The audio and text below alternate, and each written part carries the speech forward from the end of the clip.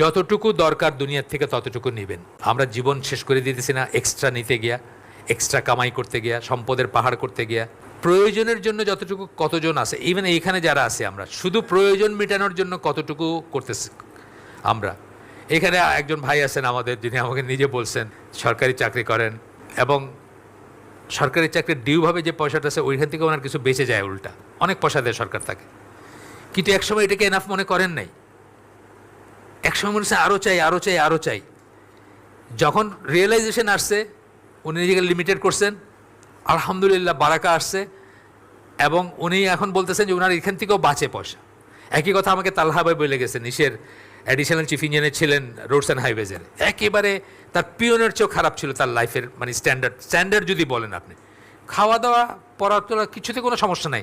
তারপরেও তার roads and হাইওয়েজের পিওনেরও হয়তো ওই যে হাসিনার পিওনের যেমন 400 কোটি টাকা, রোডস অ্যান্ড হাইওয়েজের